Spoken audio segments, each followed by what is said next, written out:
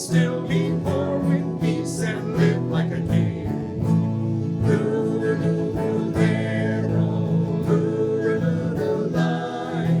Joy will come to anyone whose heart has learned to fly.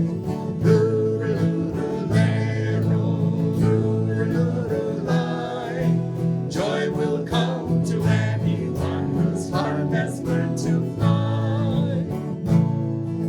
Sing when the sun shines, sing when the rain falls, sing when your road seems strange. In a tempest, seize the lightning flash and ride the wings of change.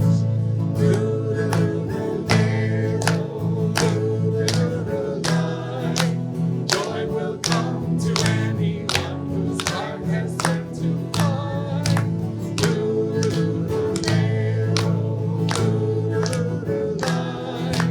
Joy will come to anyone whose heart has learned to fly.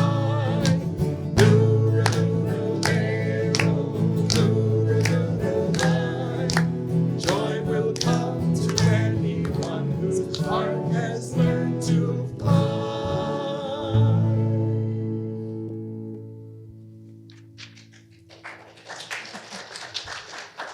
Heart's flying.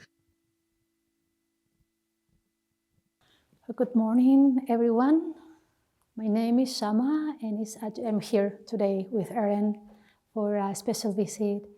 It's a joy for us to share this morning with you all, and also for those that are following us online.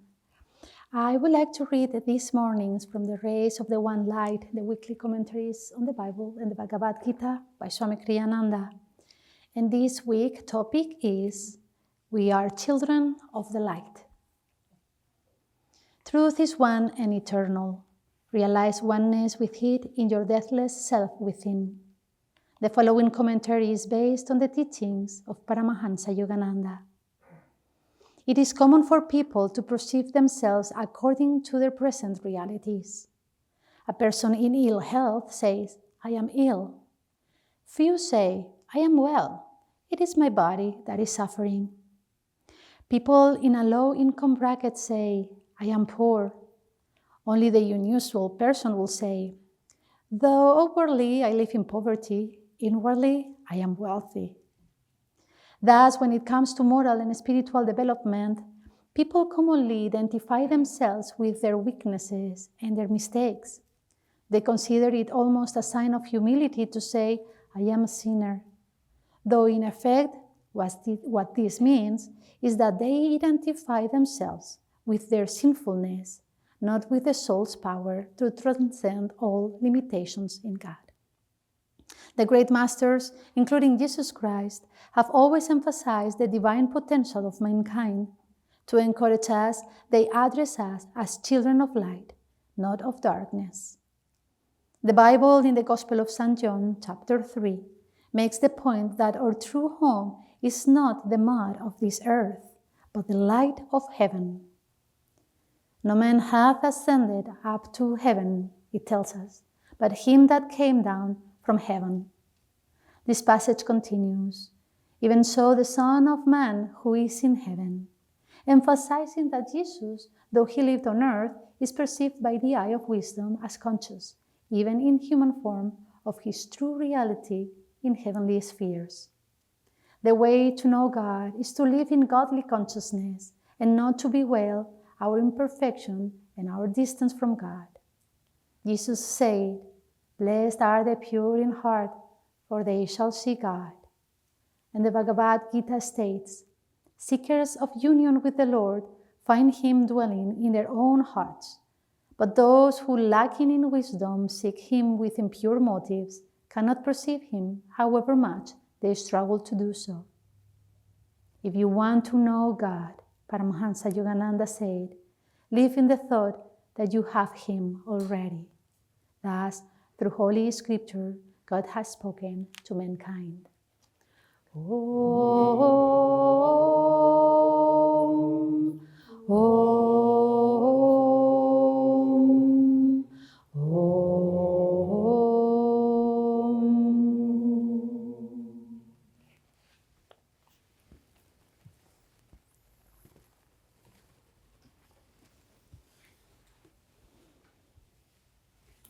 Good morning, everyone. Nice to see everyone. Nice to be here. I'm going to start by sharing from Whispers from Eternity. And this prayer poem is based on a story that Yogananda used to tell. It's called "Make Me a Lion of Thy All-Conquering Wisdom." So I think you'll get the gist of the story as we read this poem. I, a lion cub of the Divine Mother, found myself thrown into life among the sheep of human frailties, of fear, failure, and disease. Living long among them, I learned to bleat with weakness, forgetting my lion nature and its roars, which could frighten away all petty, pestering sorrows. O lion of realization, thou didst drag me away from those bleating sheep to the mirror smooth waters of meditation. There didst thou cry, gaze, but I held my eyes tightly shut, bleeding with fear. Thy roar of wisdom then reverberated through my body. Thou madest me, by hard shaking and spiritual urging, open my eyes, and there, lo, in the crystal pool of my inner peace, I saw my features to be even as thine own. Now I know myself as the lion of cosmic power. I will bleat no more with fear, weakness, and suffering, for I roar now with vibrant, almighty power. I bound about through the forest of all experiences, seizing little creatures of vexing worries, timid fears, and wild hyenas of disbelief, devouring them ruthlessly. O lion of immortality, roar through me, thine all-conquering power of wisdom. So we're like that little lion who thinks he's a sheep, and it takes the grace of the Guru to wake us up and remind us, and we need to be reminded again and again, that actually we're children of the light. We're not these bodies. We're not these habits. We're not our jobs. We're not our families. That's not who we really are. I was reminded of a joke I heard recently about a man who was at an airport, and he was standing in line and waiting to get up to the desk, and he was getting really impatient, afraid that he was going to miss his flight. So he tried to cut in the front of the line. And the woman at the desk said, "No, sir, you have to wait at the, just like everybody else, you need to wait your turn." And he got all infuriated. "Don't you know who I am?" And the woman picked up the intercom and said, "Attention, everyone. Does anyone know who this man is? He seems to have forgotten who he is." And that's what happens to us, isn't it? When we get caught in the ego, whether it's our habits of anger or sadness or frustration, whatever it is, whatever habits we have, whatever we're identifying with, that's our little self. We forget who we really are as children of the light. We forget that soul reality. I was reminded of a story from the autobiography of a yogi that illustrates this so powerfully. Yogananda was sitting to meditate, and suddenly he found his consciousness in the body of a captain of a battleship that was being attacked. And the ship was sinking, and so he jumped overboard with some of the others and swam to shore, and finally got to shore only to be struck by a bullet. And he felt his body dying, and just as he felt he was about to take his last breath, suddenly his consciousness was back in the meditation room. And he was just, oh, thank goodness, just shaking and feeling his body again and breathing, inhaling, exhaling, I'm alive. And then suddenly again, his consciousness is back in that body that's dead. And he's confused, and he cries out, "Lord, am I dead or am I alive?" And a great light comes, and through that light, a voice says, "What has life or death to do with light? In the image of my light, I have made you. The relativities of life and death belong to the cosmic dream. Behold your dreamless being, awake, my child, awake. In the image of my light, I have made you. Could meditate on that for a week. In the image of my light, I have made you. So, last week, the reading, Jesus was asking his disciples, who do you say that I am? And this week, the question is, who do we say we are? Who do we think we are? And how are we answering that question? From what place are we answering that question? Is it from the little self? I'm a mother, I'm a father, I'm a husband, a wife, a teacher, a grandmother, a friend, I'm, whatever, based on your job, your nationality, where you're from. Are we answering from that place? Or are we answering from the soul? From that place of divine potential? Yogananda was with Ramana Maharshi once, and he asked him, why does God allow suffering? And Ramana Maharshi answered simply, who suffers? And Yogananda instantly realized, only the ego. Only when we're in that little self do we experience that sense of suffering, of pain, of separation, and thinking that we are this little self. But Jesus is reminding us in this reading that our true potential, our true self, our true home is in heaven, which is not some far off place that we'll get to when we die. It's a state of consciousness. It's a state of God consciousness, of soul consciousness that we can have right now. We can be in that right now. That potential is there always. It's not someplace we have to get to.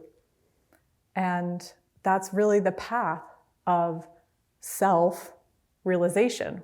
We're realizing the greater self, not the little self, the capital S self.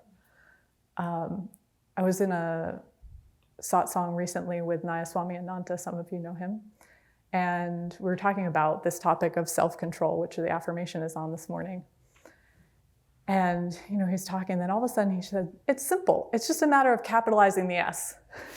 And I thought, well, yeah, because once you do that, everything else just falls away. We don't have to get all caught up in trying to fix and perfect ourselves in all these ways, or get rid of all these habits or things that we aren't. We just identify more with that soul self, and everything else just drops away. There's more joy, there's more freedom, and we're able to face anything that comes to us in life. But we have to identify more with that soul reality. It's always there, but it's not always what we're identifying ourselves with. And so how can we, as we go, even just through our day-to-day, how can we keep reminding ourselves, keep coming back, keep practicing, identifying more with that soul reality? Because that's the whole path of self-realization. And I'll share a few things. There are many ways that we can do that. And there's probably many wonderful classes that are offered here that can help you along your way. Coming here on a Sunday is a wonderful step in the right direction. Everything that can help you remember, oh, right, I'm not the body. Oh, right, I'm the soul. There's another reality that I can tune into. We need as many reminders as we can get. So I'll touch on a few thoughts and we'll see where we get. I wanted to start by talking about the practice of non-attachment, because that's in essence what Jesus is talking about when he says, blessed are the pure in heart, for they shall see God. That purity of heart is a heart that's not attached, that's free from all desires, free from all longings, and free from all the sense of there's something else that I need to be happy. That's really what attachment is this idea that there's something I need to be happy that I don't have, and I need to get it, or I need to have this in order to be happy. And we get ourselves all tied up in all these different ways. And it's sometimes when we talk about non-attachment, there's a thought that it's, being attached to things or to relationships or people, and that we have to get rid of those. But that's really not the case, because attachment, again, is a consciousness. And it's not the things in themselves that are bad. It's what gets us into trouble is when we're attached to them and we think, I have to have this, or, who would I be without this, or who would I be if I wasn't in this role or in this job or in this relationship. That's what gets us caught. And often it's just a matter of a thought that we're holding on to that keeps us caught. And a friend of mine was sharing, she has a little dog who likes to chew on socks. And whenever this little dog, her dog comes out with a sock in its mouth, she says, drop it, it's not yours. And we were laughing because that's really what we have to say to ourselves, with those thoughts that keep us caught. Whether it's, I'm too this, I'm not enough that, or if only I had this, or I wish it were this, or I wish I were that, whatever it is, those thoughts that come up that keep us bound in ego consciousness, we have to remind ourselves, drop it. It's not yours. It's not who you really are. You're the soul. You're perfect. That's not real, right? It's just a thought. And the more we can let go of those thoughts, the more we have that freedom of the heart, that purity of the heart that allows us to live in God consciousness. Yogananda said that the best way to remove your weakness is not to think about them. Otherwise, you'll be overwhelmed. Bring the light in, and you will feel that darkness never was. That's a very important reminder. Don't focus on the limitations. They're there. Sure, we all have them. But that's the way to self-realization is not to dig into the weeds and try and pull them all up. It's to bring in the light and capitalize the S, identify with that soul self, and everything else falls away. Swami Kriyananda was a wonderful example of this. And Swami Devi was telling a story recently about, he had so many medical conditions and he traveled a lot. And so wherever he went, he would have this thick medical file that he would take to all the doctors of all his different medical history and different things, what was going on. And he would go to the doctor and he'd give them this big file. And of course they'd say, well, how are you, sir? Excellent, absolutely excellent. Every time he would answer with that enthusiasm, with no sense of falseness. He wasn't putting on an air, right? It was because he was relating to the soul, from the soul, not to the body, not to what was happening externally. And, I've been experimenting with that a little bit lately because, you get asked, how are you doing? That's whenever you see people, they're always asking, how are you? And there can be a tendency to want to answer from that little self. Oh, I'm so tired, or I'm this or that, whatever's happening. And it's not to say those things aren't real, but what do we want to affirm? Right? What do we want to identify with? So I've just been experimenting. Every time anyone asks me how I am, excellent. And I don't always feel excellent, but it's a nice reminder. Actually, on some level, I am excellent. That's what it reminds me of, right? Even if I don't feel great, I don't want to affirm that. I want to keep tuning into that part of me that's totally untouched by what's happening, to that part of me that is excellent in every moment.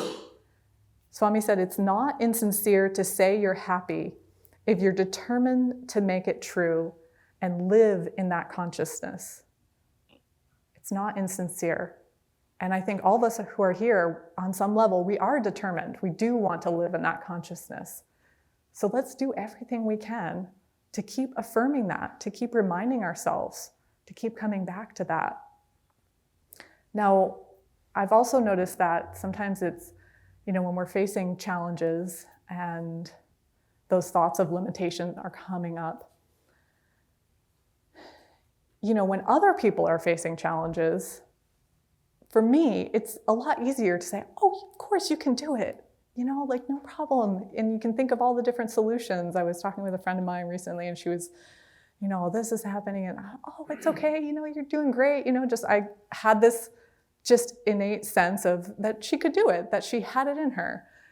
And yet when it's our own problems, right? And I was sharing with a friend of mine, it seems like when it's other people's problems, it seems so easy, but when it's my problems, it seems so hard to identify with that soul self that knows that I can overcome it. And this friend wisely said, maybe let go of the thought of my. And it is that thought of my problems, that part of ourselves that relates everything back to our little selves, right? That keeps us caught, that makes us think that it's not possible, to think that we can't do it, to think it's too big, it's too hard, whatever it is. And the more we can let go of that sense of my, that sense of, just expand, take it less personally. It's not, it's not happening to you, it's happening for you. I have a dear friend who, whenever I talk with her and I can share, deeply about whatever I'm going through and challenges, and she's always so excited. She's always so enthusiastic. Oh, that's wonderful, whatever it is. And, it's not unkind. She's genuine because she's tuning in on that soul level. And it is wonderful and it is for my growth. And it's a wonderful reminder to have that friend like that who can remind you, it's wonderful. This is for your, this is for your growth. We have to, constantly be relating everything back to that soul level. And one of the best ways to do that is focusing at the spiritual eye, bringing our attention back to the spiritual eye as much as we can throughout the day. Even if it helps you to set an alarm, and every once in a while throughout the day, take that moment. Where's my consciousness? Where's my attention? And just bring it back for a moment. And remember that there's, okay, whatever's happening, there's another reality here that I can tune into that's actually more real than whatever the outward circumstances might be. Swami Kriyananda, again, is a wonderful example of this, and there's many different stories of him going to the dentist. And those of you who knew Swami, he wouldn't take Novocaine when he went to the dentist. And there were some poor dentists who spent a lot of time perspiring in sympathetic pain with him, but he didn't feel that pain the way that we would. And why is that? He wasn't identified with the body. He was either focusing, he said, at the spiritual eye, or expanding his consciousness far beyond the body, far beyond that little self, that sense of pain. And it's that might seem kind of extreme. I don't necessarily recommend any of us try that out until we've reached that level of consciousness, but we can experiment in little ways. I've been experimenting with like a little bit of a cold shower at the end of my shower. Seems like kind of a not very scary thing, but it's nice to have a hot shower. And there's a part of you that, but it's a fun way to experiment with what is my consciousness when I'm doing that, right? If I'm in a place of like, oh, I don't want to, and like I'm contracting, I'm in the ego. Whereas if I can hold my mind in this, I'm not the body, this is wonderful, I love this, it's great. And I do. And it's wonderful to practice in those smaller ways so that when those big things happen in life, we've practiced identifying more with that soul consciousness. And we can meet those bigger challenges on that level. We can get up above them. We don't have to be dragged down by them. Honestly, we don't really need to find ways to experiment because life is always throwing us things that are uncomfortable or painful, taking us out of our comfort zone.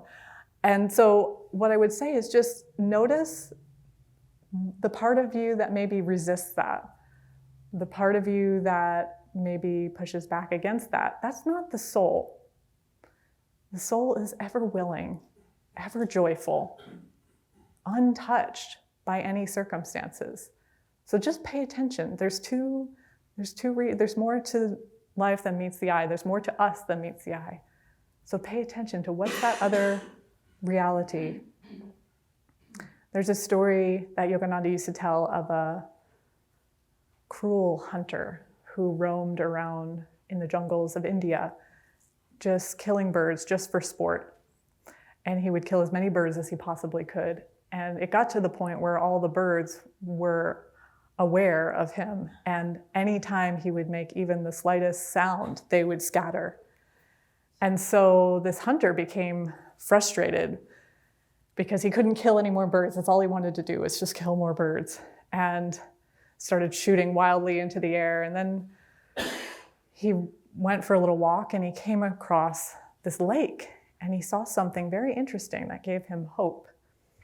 In the lake, he saw an orange-robed saint, Swami, standing in the lake, and all the birds were resting on his hands, his arms, and flying peacefully around him. And so this hunter thought, this is what I can do. If I put on the orange robe of the Swami, and I stand in the lake like this, all the birds will come to me, and then I'll get them. Then I'll get them back for flying away. So the next day, he put on the orange robe, and he went into the lake, and he stood there, and to his surprise, all the birds came to him, landed on his arms, his head, flying around near him. He couldn't believe it. These birds that had been so afraid of him were now with him. And yet, every time he wanted to go and pounce on them, he found himself frozen. He found he just couldn't do it. And he was shocked. How could just putting on this orange robe and standing here have transformed him? And he thought, gosh, if this orange robe fooled these little birds and allowed them to trust in this way, what might it be if I became a real saint? And he was transformed just by imitating the saint, just by standing and being open and receptive. He was transformed, and he went on to become a real saint. And it's a beautiful invitation to all of us, wherever we are, we can imitate the saints and the masters. And the more that we imitate their goodness, attune ourselves to their consciousness, the more we awaken that goodness, that consciousness within ourselves. I wanted to end just by encouraging us all to read and memorize the poem Samadhi. There's many other things I could say that would help us to attune and develop that soul consciousness, that awareness. Of course, our meditation practices are essential. But if nothing else, memorize and read the poem Samadhi. It is a description of that soul reality. It is a description of who and what we really are, our true home. Yogananda said, visualize yourself in that infinite state. Identify yourself with it in order to awaken within you the lost memory of what you are in reality, children of infinity. For that alone is what you really are.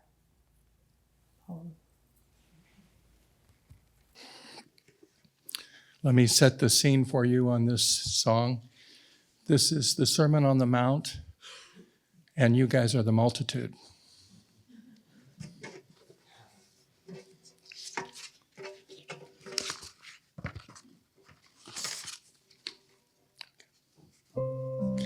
And seeing the multitudes, Jesus went up onto a mountain, and when he was set, his disciples came unto him, and he opened his mouth and taught them, saying, Blessed are the poor in spirit, for theirs is the kingdom of heaven. Blessed are they that mourn, for they shall be comforted.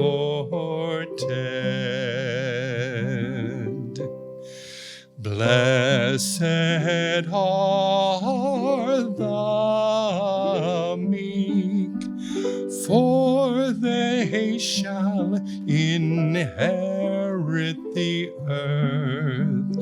Blessed who thirst for righteousness, for they shall be satisfied.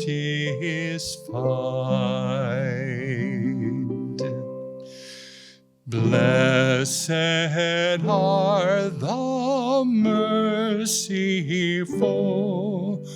for they shall obtain mercy. Blessed are the pure in heart, for they shall see God. Blessed are the peacemakers, they shall be called the children of God. Bless those reviled for righteousness' sake, for theirs is the kingdom of heaven.